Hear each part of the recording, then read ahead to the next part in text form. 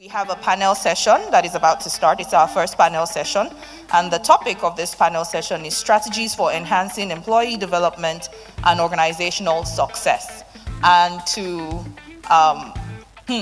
speak on this very, very important topic, pivotal topic, are a panel of experts. And these experts, wow, cut across. I'm reading their profile and I'm like, wow, I already have my own questions, already. I've been asking questions over there already. Because these people have experience not just in learning and development, but also within the context that we're looking for. So if you work in private sector, if you work in public sector, you are in the right place. So without further ado, I will be introducing in no particular order the members of the panel. I'll read their profiles and welcome them up on stage.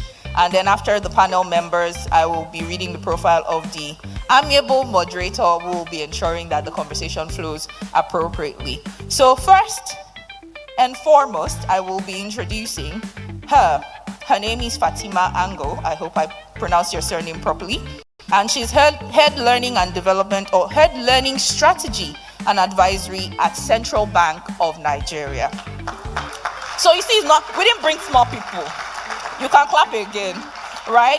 Fatima is a seasoned professional with a focus on learning and development and leadership development. She has over 2 decades of banking experience working with institutions like the People's Bank of Nigeria, NACRDB, now Bank of Agriculture, and the Central Bank of Nigeria. Transitioning from accounting to HR, Fatima excels in fostering organizational learning and development. Her educational credentials include a BSc in accounting, MBA, and a postgraduate diploma in peace studies and conflict resolution, and executive education from Harvard Kennedy School and Oxford University. Okay, I'm not Russian, but I will try. Blattvatnik School of Government, sponsored by Ike Imogwede Foundation. As an ATD Master Performance Consultant, she's committed to enhancing employee performance and driving growth through training and leadership initiatives. Outside of work, Fatima is passionate about leadership and lifestyle topics, women's development, and gender equality. She is also a member of WIMBIS. She enjoys traveling, music, and lifelong learning, continuously seeking new knowledge to enhance organizational effectiveness and empower individuals. Please make welcome Fatima Ango. Welcome to any of the seats. Next, we'll be having an interesting profile. He taught me how to pronounce his name this morning, so I will try to do it justice. We'll be welcoming Sandeep Sham. Good. Head Learning and Development, Multi-Pro Consumer Products Limited. Sandeep is an accomplished professional based in Lagos, Nigeria, with over 15 years of extensive experience in leadership and business management across various sectors. His career highlights include significant roles in sales, marketing, project management, learning and development, and sustainability at Multi-Pro Consumer Products Limited, a subsidiary of Kellogg Toleram. Notably, Sandeep has excelled in reducing attrition rates, pioneering hybrid learning, and implementing effective digitization strategies. Right. His expertise extends to handling large teams, driving substantial business growth, and developing innovative market solutions. He has a background and he has an academic background which includes an MBA from Cardiff University, that's in Wales in UK, and a BTech in automotive engineering from Thomson Rivers University in Canada. Sandeep is also engaged in continuous learning and development through courses from prestigious institutions like Columbia Business School and Cambridge University. Please welcome Sandeep Sham. I hope I tried. Okay. Wow, we'll be welcoming somebody else to this panel that brings a unique perspective. And his name is Leke Oshinyemi, founder, CEO, Recruit Consulting. Leke is a prize-winning management and performance consultant, HR strategist, and L&D expert with over 2 decades of experience across various sectors, including manufacturing and other services, right? A globally certified HR professional, he is licensed by CIPM and holds numerous certifications, including ATD Certified Instructional Designer and Facilitator. Currently, Leke is the lead management consultant at Recruit Consulting, focusing on management consulting, learning and development, HR consultancy services. Leke holds a certificate in advanced strategic HR management from Cornell University, a master's degree in public administration from the University of Lagos, and a bachelor's degree in philosophy from Olabisi Onabanjo University. Passionate about capacity building and leadership development, Leke is committed to advancing Africa's human capital through regular publications, speaking engagements, and corporate culture, strategy, and career development. Please make welcome Leke Oshiemi. See, that's how you know when you're introducing family members. Right. We have another powerful profile here. And he is Sheni Suleiman, founder TalStack. Sheni is the founder of TalStack, a venture-backed startup building an all-in-one platform that enables businesses to drive better employee engagement and productivity, and upskill their employees with tools, content, courses, and insights from top African professionals and entrepreneurs.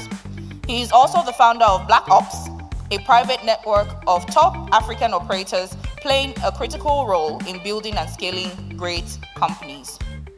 I'm applying for membership. Nobody else, right? Great. Sheni was previously interim COO of Bellhop, a venture-backed startup in the US, and an executive at Andela, a venture-backed unicorn, where he led global operations, leading cross-functional teams spanning operations, finance, HR, marketing, talent supply, and global travel. Sheni's roles involved scaling operations across Africa, building high-performing teams, and establishing a great company culture that placed Andela as #1 best place to work. Sheni holds an MBA from Harvard Business School and a bachelor's degree in electrical engineering from Northwestern University. Please make welcome Sheni Suleiman.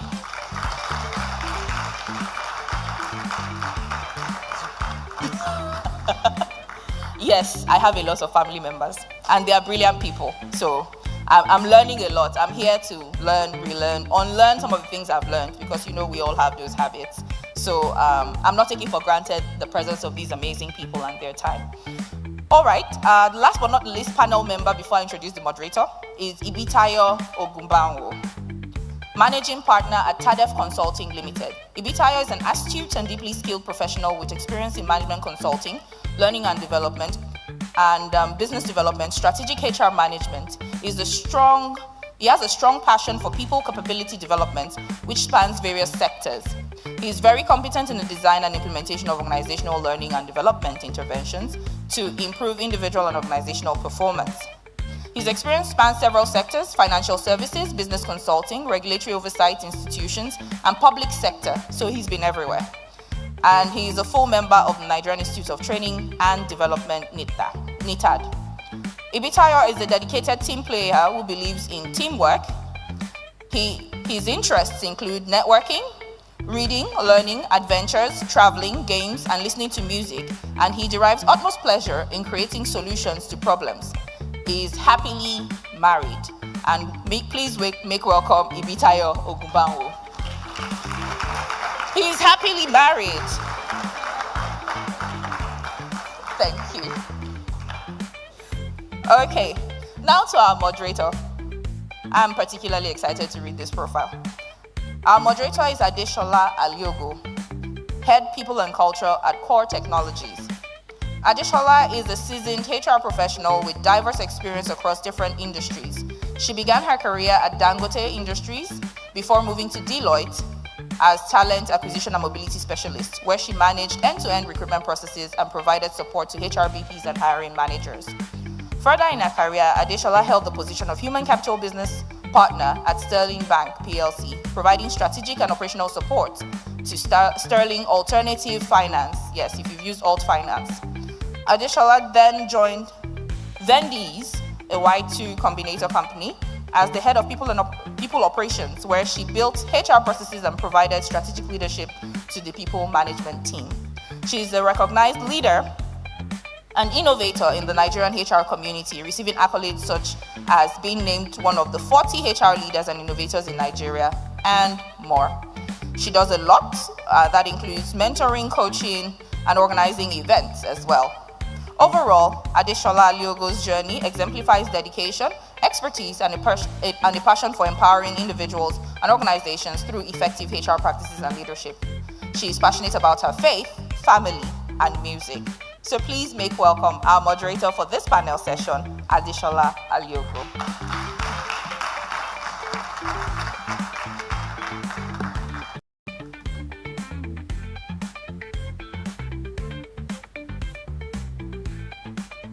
Good morning again, everyone. You know, it's interesting. I was here last year as a member of the audience, and I'm here as a moderator.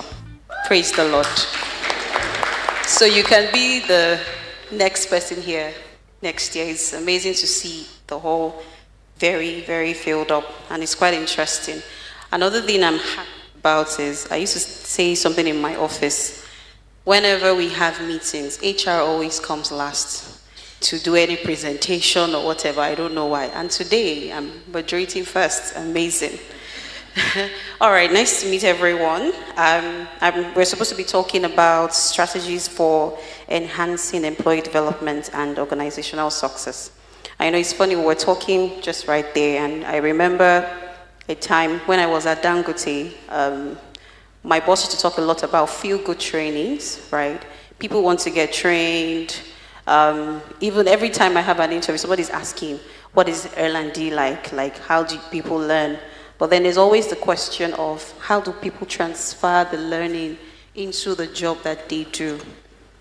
No matter how passionate a leader is about people, they also want return on their investments, right? There's a popular saying that somebody's asking, if I don't train them, if I train them and they go, that's waste of money for him. But then the response to that question is, what if you don't train them and they stay with you? So if we look at it, it's beneficial for both you as an individual or as a leader. Training, learning and development, employee development must happen. So we're here to really look at the two and bring it all together.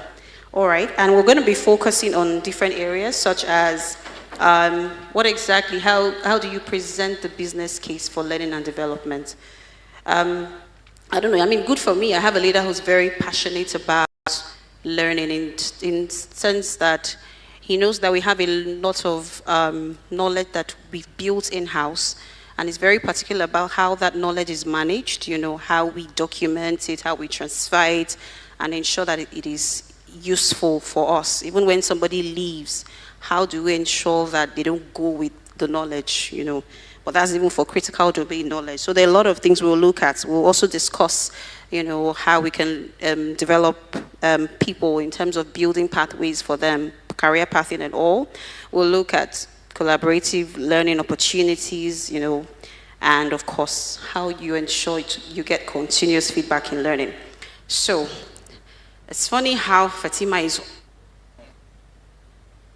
all of you guys are in the middle, but I will do ladies first today, right? And I want us to really speak to the aspect of business case. And I particularly want to ask because we all have a certain mentality about federal government parastatals, right? I remember when I saw CBN, I'm like, oh, they do L&D in CBN. There's just this mindset that anything government, nothing happens. So I want you to please just speak, based on your experience generally, how do you determine, how best do you go about, presenting a business case for learning and development? I'll just make it as simple as that. How do you show what the return on investment will be? What are the critical things that you put together, right? And basically, tell us your experience, just maybe share something with us, and I'm sure people will learn from it. Thank you very much. I'm excited to be here.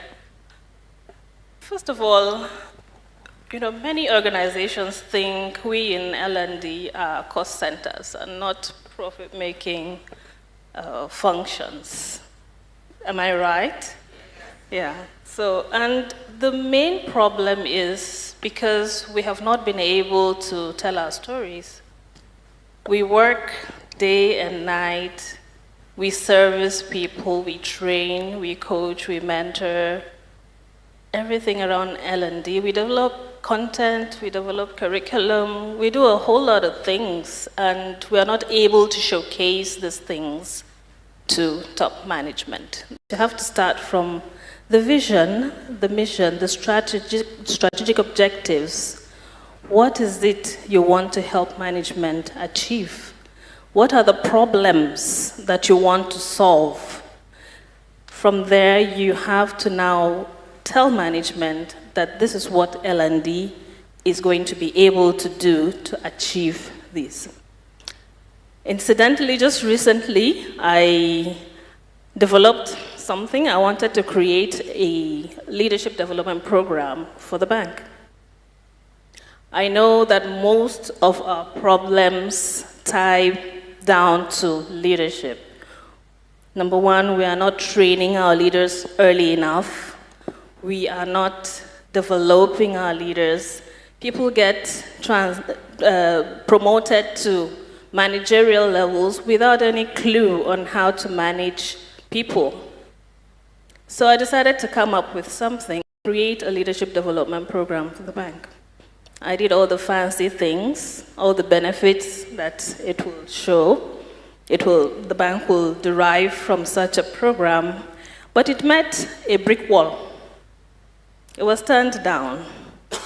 So I had to re-strategize, reframe.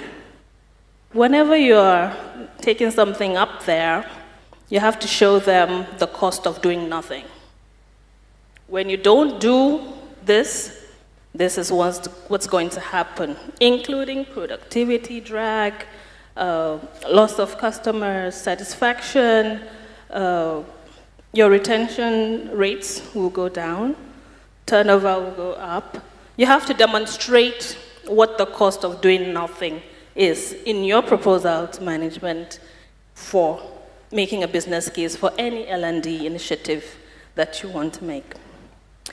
And of course, have that mind shift from just reporting training effectiveness. You have to tie it to business outcomes. Let top management see what the expected business results are going to be. I think I should stop here. Thank you. A round of applause, please. And thank you for speaking to metrics. I think a lot of people, we miss that in speaking about, there's a lot of feel-good things that we do generally in HR before we even go into, L&D. Someone is doing it, I want to do it too. I remember, and I'll share this experience. I remember there was a time, it was about 2-3 years ago, I was trying to put together the learning plan for the year. And one mistake that I made was I was focused more on what people want to learn as opposed to what they need to learn to do their job effectively. So it was a case of, what do you want to learn? People just come and say all sorts of things, and I was building my plan based on that. So thank you for speaking to the importance of aligning it to strategic goals of the business. Now I have this question for Mr. Leke. I'm speaking because you've been on both sides. Now you're a consultant, right? And you were one time in-house. And I know right now you do a lot of pitching and stuff, come and learn. I mean, I see your status. My God, you guys need to see his WhatsApp status updates. And my question is, tell us about the common challenges that you have faced, when trying to secure learning, like, let me just say, gigs for my Gen Zs in-house, right? What are the challenges you face, both at the time that you were practicing in-house and now as a consultant? How do you sell the importance of employee development to business leaders? Thank you very much. That's a very beautiful question. And I would like to say this, that I had a challenge when I was putting my thoughts together on this, that look, as somebody who has been an insider and now also a consultant, who is my audience? Am I talking to insiders? Am I talking to consultants? Am I talking to trainees or trainers? Am I talking to, but then I will just pack everything together. There are a couple of challenges that come when you are putting together your curriculum, you're putting together, let me say, you're trying to sell, let me use that word, sell, a training idea or training program to organizations, either public sector or private sector. And these challenges are enormous. Number one is I've found L&D people who have Googled the internet and asked ChatGPT, and I've said, look, we want to train these young people and we want to train them on X. And upon asking further questions, I realized that that's not what you should be training these guys. They are new managers, they are frontline managers, they are first-time managers, and you are training them on something very, very esoteric that does not even speak to the pain point. So there are a lot of challenges here. Number one is, do we as learning and development experts, have we been able to diagnose what the problem is? Which we can learn a lot from doctors. If you come to a doctor and say, you know what, I'm feeling pains here, and the doctor asks you, when last did you see your period? Just give me malaria drugs. That has to be a quack doctor that gives you malaria drug. You might be pregnant. There might be cancer. It might be something horrible. So he's asking those questions to drill down to what the real problem is. And sometimes L&D people, that's the beginning of the problem. We come across and we just generalize, okay, they need training on customer service. They need training on leadership. Maybe what they really need, okay, your managers are using F word on people, they have anger issues, and just send them to customer service training. I mean, you need to diagnose what the problem is before you even send people for training. That's number one. Then there is the problem of cost. I mean, she said it already. Why do we want to, have been, as an insider, I've handled a portfolio of a couple of billions in Naira in terms of budget, training budget. And finance, I don't know if there is any finance experts here. When it comes down to money and then this is November and the year is going to an end, you look at training and say, look, how much do we have there that we can keep as profit, because you don't want to spend that money on training. And that's a challenge because they are looking at training, like she said, as a cost center. But L&D people, we have the responsibility of selling what will happen if we don't train our people and what will happen when we train them. This has to be done with statistics, it has to be done with information, it has to be done with data, because you can't speak to management without data. You can't speak to management without showing that cosmetic picture of before and after. We have all seen that video, the lady without makeup and the lady after makeup. Let management see the beauty of when this investment, and when I'm doing proposal, by the way, I don't tell my partners or my organizations, okay, this is how much it will cost you. I tell them, this is the investment you are making, because again, there's a return on that investment. Thank you. Let me keep it short. Thank you. Shani, would you like to add anything, any perspective to this? Okay, no problem. Thank you. Thank you. Another round of applause for my esteemed panelists. All right, I'd like us to, and I already called your name, so you're prepared. I'd like us to speak to, career development pathways, generally when it comes to career development pathing and all. How do you think this contributes to retention, right? And I'd like you to relate it to what you're building right now at Talstack. How does it contribute to retention and engagement? By the way, I'm very passionate about engagement. All right, so also very happy to be here. Thank you all for having us. I think the question, if I'll reframe it in my own words a bit, is what's the significance of having clear career pathways for your employees and a team? And if you're in the L&D team, what's your role in supporting those career pathways, right? I'll just do a quick survey to see who we have in the room, and then I'll answer the question. Who in this room would prefer to never get promoted and make more money? Why are you putting the two together? Okay, who in this room would prefer to never get promoted? Will I make more money? You can keep making more money, but you'll never have a more senior title, or more senior job, or more responsibilities, or more exposure. So you want to just keep making more money, but stay where you are. Okay, so we have one person. Great. And I think that answers the question, which is, by default, if you were to ask the same question to people that are in your company, in your team, they would have the same responses, right? When people go to work, they want to learn, they want to grow, they want to be able to look at their previous selves and say, I'm a better version of what that person used to be. So I like to step away from the technical language and focus on what's the human need first. If we can solve the human need, then we can solve the technical needs, right? And so that human need is that humans, we always like to evolve. If you put us in one place, we get impatient. I don't know how many people have woken up one day and said, my life is too easy. My life is too stable. I want to spice it up. Let me quit my job. Or let me go and start a company. Or let me go and start a side business. Or let me, we look for adventure.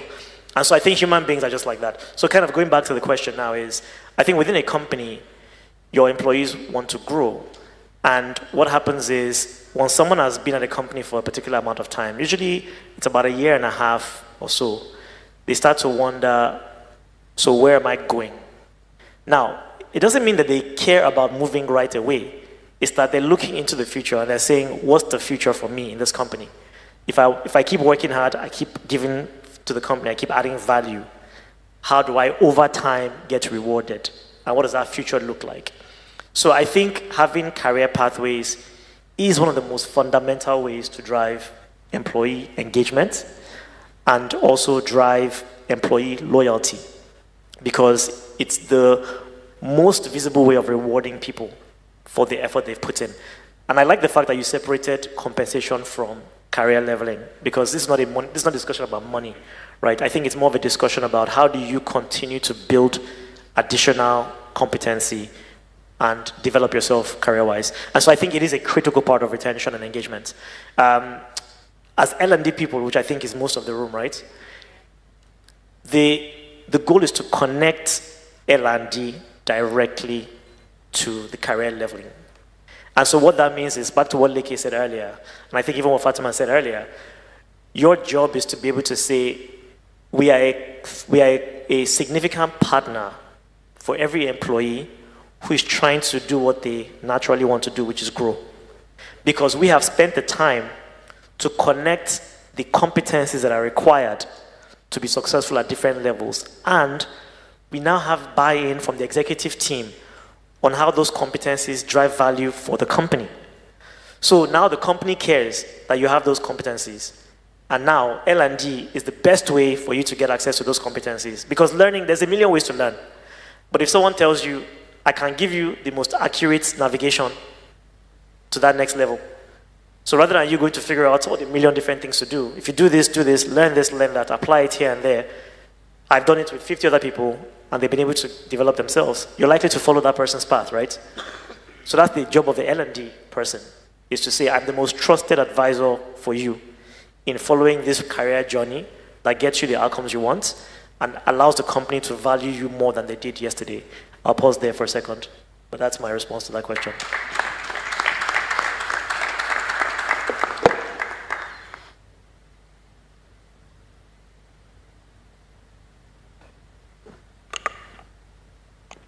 Thank you so much. Thank you for that response. And I think it's very, very important. And maybe I should just also, can I add as a moderator? Maybe I should also just add that before you even begin to talk about career pathways for people, I think we also need to focus on ensuring that people are even in the right jobs, right? It starts with ensuring that they are really on that path and discovering what it is for them. I liked that you talked about competency, and I would really like you to still, maybe just anybody can add to, say, contribute to that, really speak to, the importance of defining competencies when it comes to L&D, right? And I'll just use the opportunity to talk about something that we did in my current place. We tried to build like a competency framework just to define the critical, but let me not go into it. You're my panelist. So I'd like you to practically, because I like when people come to conferences and they have like practical things that they can take back and say, I'm going to do this one differently. So I'd like you to relate competency, defining them, and then align it to these pathways. Because if we look at it, there's sometimes a confusion. Who's really responsible for defining career pathways? Is it the talent management person? Should it be the head of HR's Wahala?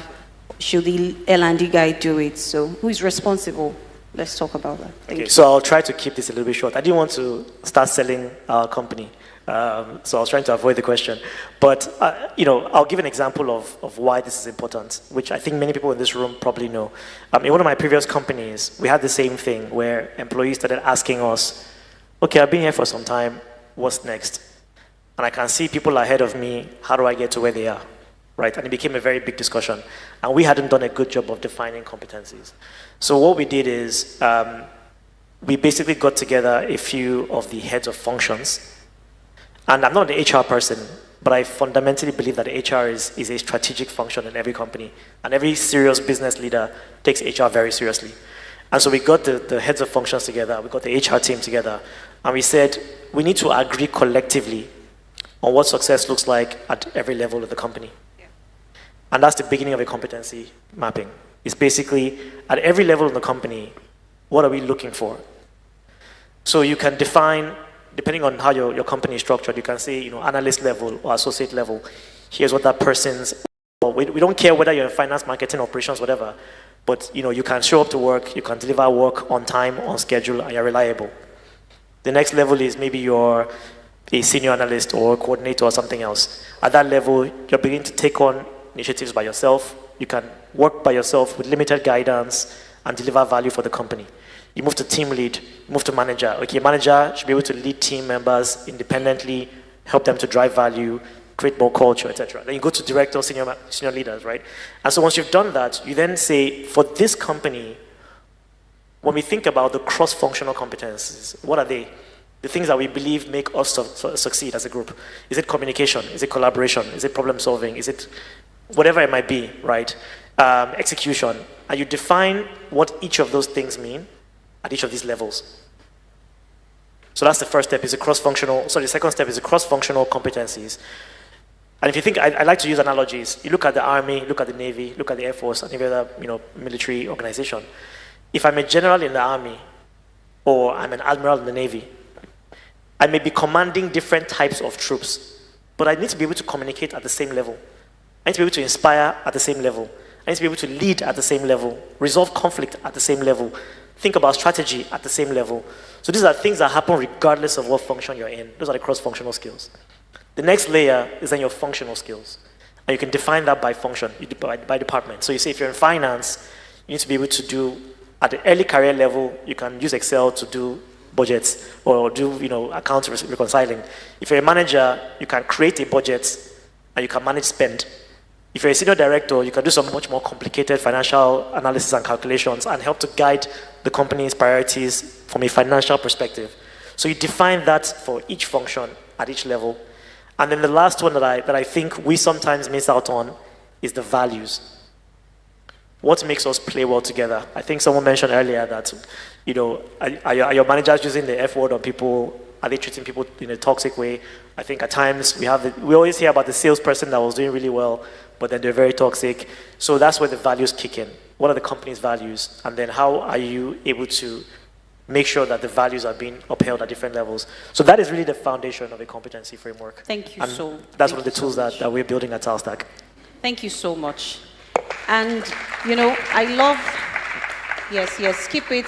Some people at the back are not clapping. You don't want to come and be a panelist next year.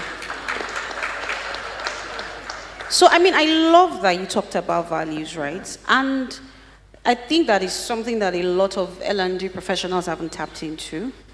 How we can convert values into learning programs. It's one thing for you to walk into an organization and you see on the walls, our values are, I'll say the ones, transparency, adventure. Give me examples. Correct. When you now ask them, what does it mean to actually be adventurous? Everyone is blank, right? So even in building the competency framework, you can even use that as part of your baseline. Everyone, this is how We are going to make sure that everybody's, as simple as empathy seems, some people have it as a big issue. You probably need to go through some mind shaping, coaching, and learn how to be empathetic. So I'm happy that you spoke about values. Now let's assume that we have defined our competency, right? I'm coming to you. And I'm coming to you because I know that workforce, they like to assess people. So today you're going to tell us, I know you left them, right? But you're going to tell us, practical ways of, doing assessments. We have these competencies defined, everything. How do I know where I am as a person? Like, I did something recently, just in trying to be a bit more practical about succession planning. And after we identified some people and we had identified the competencies for, of course, those roles and all, so we decided to carry out some assessments on it. So the first step for me was carry out a self-assessment. And people just came and people were just saying, I'm a master at this, I'm master. And it was interesting to see conversations happen between line managers and like, why did you say you're a mastery at this? Because I did this, I did that. No, you are still at the awareness level, right? So let's talk about the right way to actually carry out assessments to really identify objectively where people are, right? That's like our baseline for now defining next steps for them. Thank you very much for the question. Before I go ahead, I want to say thank you, OLxD, for having me here. I've been seeing so many faces I've not seen before in a very long while, I must say that. Before I go deep into your question, I will use an example. There was a training I went for some years ago, training on writing and business skills. The facilitator asked us the question: if you know you're very good in business skills, 7 and above, raise up your hand. How good are you, right? A lot of people raised up their hands and said 7 over 10. Okay, let me confess. I think I said 8 over 10 and the rest, right? And he laughed. He didn't say anything, he just laughed. An hour into the training, he asked the same question again. How good are you in this? I think I said 1 or 2, right? So, just to be clear, he was breaking it down? Started breaking it down. I started asking us questions. So that's why I said like an hour into the training. Now, like you said, a lot of people say there are masteries in it. How do you assess them? If you're going to use a training program, for example, before the training itself, do a form of assessment, right? It could be asking questions, it could be surveys. There are different ways you can deploy these things. Do you get my point? And at the end of whatever intervention you are doing, use the same set of questions. You will see that the needle has moved from one place to another, right? And that really shows that, okay, ignorance, sorry, that is kind of harsh, but ignorance is a major issue for a lot of people, employees and the likes. The moment you start saying, I am the best in this, I have a problem with you. Is it bad to say I'm the best? So the thing about it is this, the Kaizen concept, which is continuous learning. It is a motto I hold, and I will hold till I die. I will continue learning. Everything is a learning curve for me, right? I was in an organization once upon a time, and I was putting together a training. Someone came to meet me, and he said, Ibitayo, please, I do not want to be part of this training. I said, why? He said, I'm the best facilitator in Lagos. True story.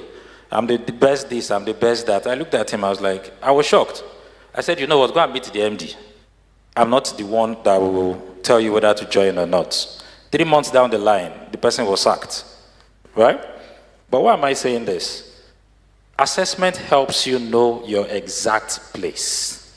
Do you understand? If you need to climb from the basic to intermediate to medium. So there are different ways you can do assessment.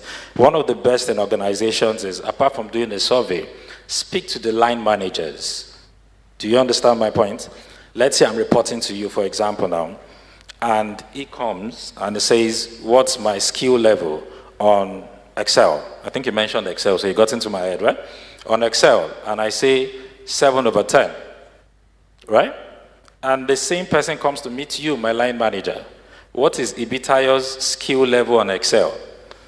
And you're like, Ibitayo doesn't know anything on Excel. No? Ibitayo is 3 over 5. So I am delusional to an extent. Something like that. Let me use the word delulu, according to the Gen Zs that are teaching me a lot of these things, right? So assessment really helps, and you need to actually tell yourself the truth, the mirror effect.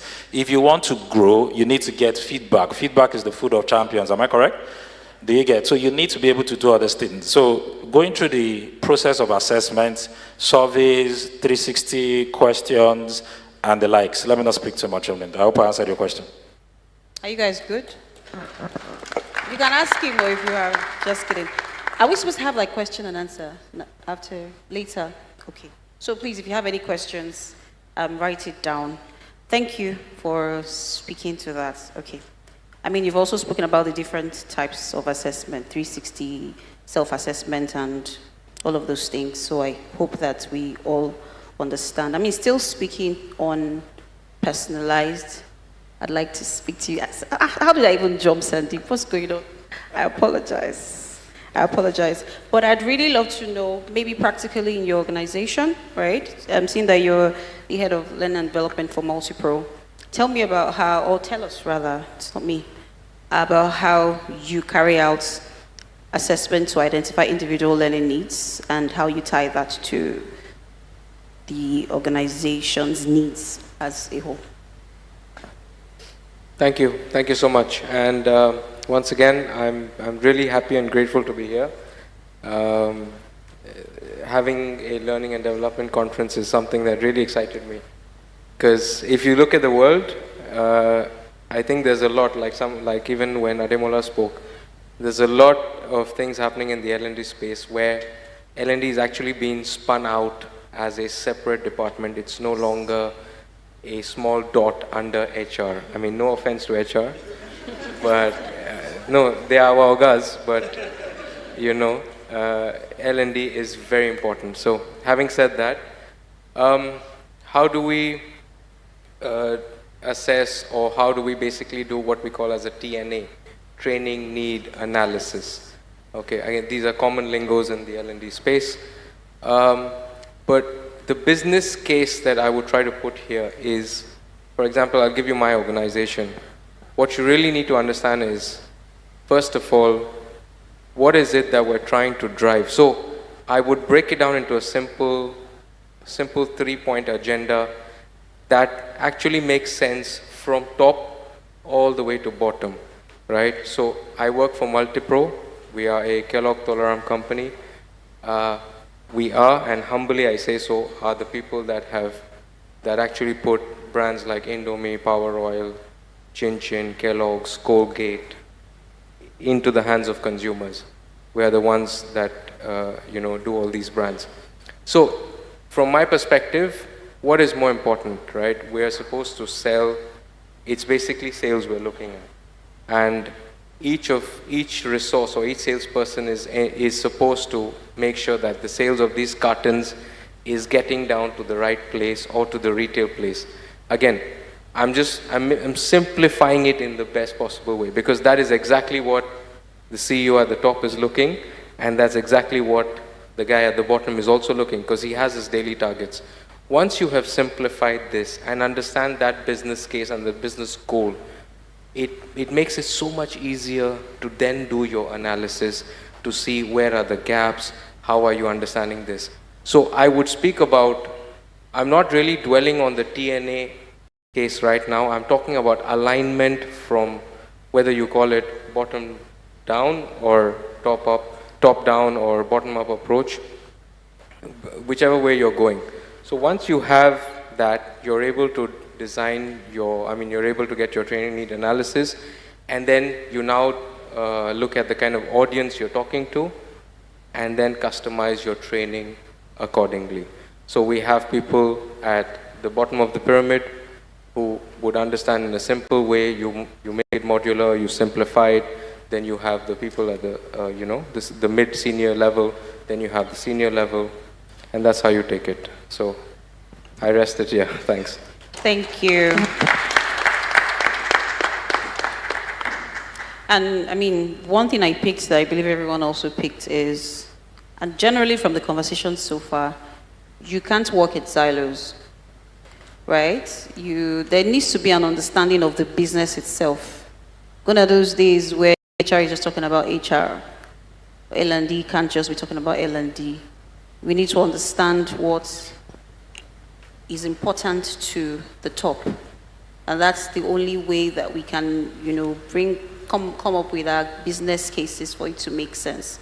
So if we don't take out anything, if you haven't been asking your boss, say, and you might also be a leader here, if you really don't understand the business, you can't function. You won't understand what the needs are.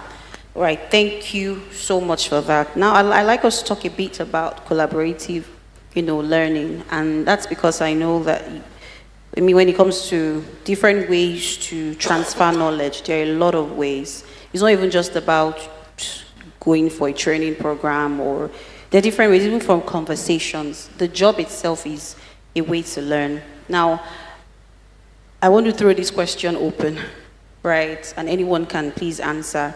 How can we collaborate better as L&D professionals to really, because we've been talking about the leaders here, right? But there are also some other people that we can work with.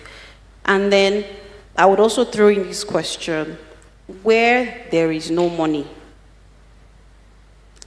we need to, I know why Shane is laughing.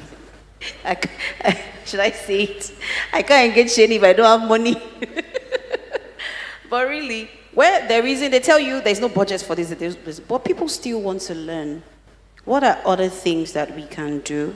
How can we collaborate to still ensure that somehow people are developing? Thank you, Mr. Leke. Please, you can take it.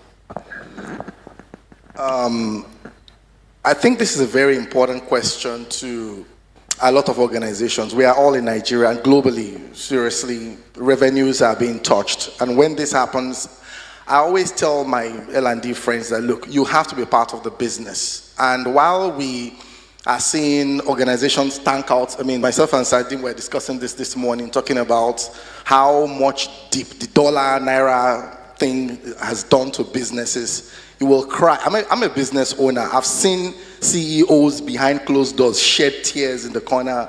I know what I'm talking about. But then they still want to do well by their people. They want to develop people. I think we have a lot of options. And as a consultant, I want the money. I want all the billions to come to me. But again, for those who are inside HR, you can be creative. I remember when I was at Honeywell Flour Mills some years back, my MD did something fantastic, something innovative. He traveled abroad and came back with some books, management books, a lot of them. You're walking back, I was a management trainee, he just throws a book at you, like you catch the book, that's your portion. Some few days from now, do 10 slides, gathers every manager in Honeywell Flour Mills together in a hall and says, come and present to them. As a management trainee, your hands are shaky, you are in front of doctors and industry experts, engineers, supply chain, and you are discussing customer service, you're discussing HR business partnering. It was developmental. It was free. It was internal. But I'm telling you, today, if I go on LinkedIn, there are super managers that were developed by that, by that innovation. There are so many things you can do, as internal HR people that are innovative, and yeah, you can ask ChatGPT. Clap for ChatGPT, please. Then you now cannot clap for Mr. Leke. I know those that clap, they know that ChatGPT is saving their lives in many ways. All right, thank you. And yes, creativity is very, very, very important. Do you want to add to that? Yeah, I'd like to add to that, yes. You talked about collaboration within the organization. I agree with you that L&D should separate from HR so that L&D is expanding, right? All over the world, organizations are separating L&D from HR so that we can have that focus on developing people.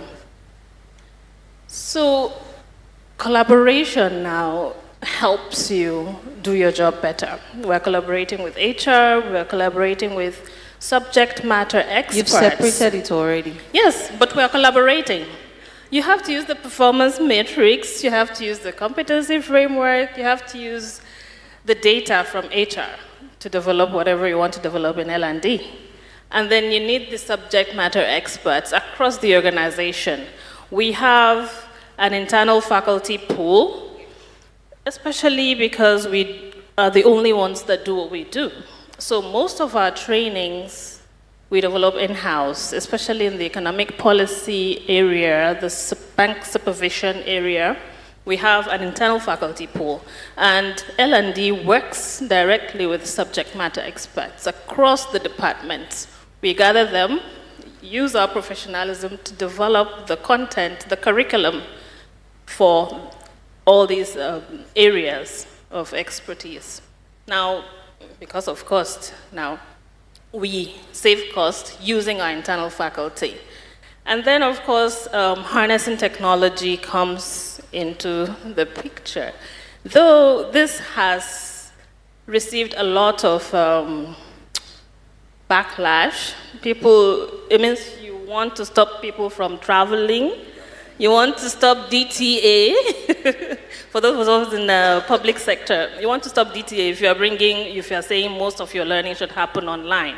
But then using an online platform will help you a lot in collaborative learning. You have courses that people take, and then you build a community of people that have undertaken those courses. You see them having conversations. We have a lot of tools that we use. We use the Viva Engage. People share what they learn on Viva Engage. You see a lot of exchanges happening. So collaboration is very, very important for us L&D people. We want to move away from being order takers, right, to real L&D professionals, but we can't do it alone. We have to work with people. We are not experts in their field, and we are not expected to know their business deeply. We are just to be applying our professionalism and advising them on what will work best for them. Thank you. Thank you. Can I add to this? Yes. All right. So I completely agree with what you said, and even you made mention after I spoke about information or teams cannot operate in silos, you know, and this is actually one of the biggest things when you see in large organizations or large corporates. You see a lot of us operating in silos, and there is this information that you have that is only retained or it's kept within that particular thing. Now, collaborative learning allows you to then share that information, share that learning. And I bring it back to the topic of alignment that I was making sure, right? How does logistics or warehouse or finance get to know that what is sales going through, for example? It is only when we all come together and have that space and everybody understands that we're all part of that web and it is all interdependent, right? All right, let me put it in simpler ways. We're all the hub, the spokes of that wheel, and if any one collapses, it leaves a dent. So this is actually what collaborative learning does, you know, where it opens that platform, that avenue for us to share. And like I said, I bring it back to that one common goal. One common goal. So the way I look at it is, you pick any person from your organization and ask him, what are we here to do? Or what are we here to achieve? If he speaks the same language, you know you're doing your job right. That's the way I look at it. Thanks. Well, thank you. Thank you. I really, really love the inputs. And if you think, I mean, if you do your research, even the very big companies, organizations, I mean, when I was at Deloitte, what you talked about the internal faculty was something that we took advantage of a lot. Of course, because the company sells knowledge, so it's expected that people are actually very knowledgeable. So yeah, very important. So I'm hearing that we have to go into questions and answers, like right about now. What I'll ask this last question, after everything, we've talked about collaboration, presenting our business cases and all. We need to talk about how to get feedback. How do we know that we're doing it right? So Can you just speak about practical ways to, get feedback from whether the leaders or the people that had even been, developed generally? Okay, thank you so much. Like I said earlier on, feedback is the food for champions, right? There are different ways you can get feedbacks through evaluations. There are different models. There is the Kirkpatrick, the Phillips II model, where you can get feedbacks from these things. Now, he said something earlier on that your boss, I think he said, your boss gave you a book to read. I'm of that opinion that one of the best ways to enforce learning, at times you need to enforce learning. Human beings, we can be very stubborn at times, right? One of the best ways to enforce learning is when you tell someone to go for a training, you tell the person when you come back, you are going to train everybody in-house, which is like a TTT, train the trainer session for you. You will be shocked the way people will be attentive in class, right? Now, at the same time, you can use it to get a form of feedback. If you tell me to go for a particular training, right, something I'm not even strong in, and you tell me I am going to make a presentation, maybe under the KSS knowledge sharing session, to the MD, believe you me, I will take so much focus, so much seriousness to do it. You are already getting a form of feedback that the needle has moved from one place to another. Ibitayo didn't know this well before, now he knows it better. Another form of feedback through evaluation, surveys, right? One-on-one questions. Speak to the line manager too at the same time. Has this person improved or not? So these things, then, I'm very particular about when you put together your feedbacks, make it constructive. Now, a lot of people will give feedbacks, and by the time you come out, you see people crying. Oh, sorry, did I hit a nerve there? Right, you see people crying. So feedbacks are good, make it constructive. Now, emotional intelligence comes into play when you're giving feedbacks. The person you're speaking to is a human being. My goal is not to make you cry. My goal is to make you grow and be a better self to the organization, to yourself, and to the community at large. So feedback is very good, and there are various ways for it. Thank you so much. Oh, okay. Sorry. Just to add one more thing to that, I really love what you said about the feedback. Just to add one quick thing, what I struggled with in the past was that there wasn't really a great way for me to close the loop. So I had to do a lot of manual efforts, right? So a team member goes for training or takes an online course or something else, and then I have to ask HR, can you go and find out what they did in the course? What were they meant to learn in the course? And then somehow I have to remember that when I'm giving them reviews, I have to check that training actually has worked for them. And then do I remember what I rated them in the beginning? So it's just so much work. And so I think we just need better tools to do this. That is actually why we started building TileStack, is that there needs to be a single place where performance and learning are connected. It has to be connected. And so what that means is if next month or in January, I give a performance review to my employee and I say, one of the areas you need to work on is communication. I need to actually define what that means. Look, here's why I'm giving you that feedback, because you need to improve how you communicate complex ideas or communicate problems. Very specific. Then I assign them the learning on the platform. And what that allows me to do is, after they've taken that course and they've done everything else around, practicing it, I have the data and the feedback in the same tool. So when I'm doing my quarterly review of them again to give them feedback, I can remember that you had this issue, I assigned you these courses, so how am I rating you now? And it also then helps the HR team to be able to see the history. So I think we just need way better tools, yes. and I'm excited to be providing those tools. Thank you so much. I mean, one of the things that we do in my company is when, for instance, we train a new manager on certain areas for their new role, they come and do a presentation to their line manager and other people, and they are assessed immediately, they're giving the immediate feedback. So again, a round of applause for my amazing panelists, and a round of applause for me. Thank you. Just as a general feedback, you're also responsible for your own development. You don't have to leave everything to your organization. A lot of companies are not doing it right. If you stay there and you're waiting for them, I'm sorry, but today is not for that. I want to round up by saying, assume that this conference was paid for by your organization. What will you be doing differently to impact your work? Thank you so much. Thank you. Thank you.